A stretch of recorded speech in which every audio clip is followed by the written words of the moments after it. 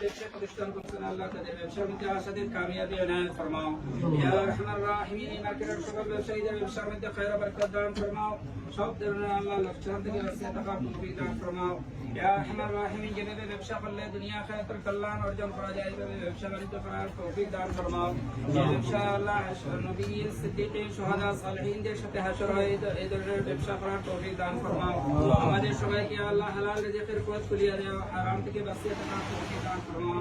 ইয়া আরহামার রাহিমিন এই মুহূর্তে আমাদের পক্ষ থেকে রাসূল পাক সাল্লাল্লাহু আলাইহি ওয়াসাল্লাম রোজা মুকদ্দাসের মধ্যে অসংখ্য দরুদ আর সালাম পৌঁছে দাও।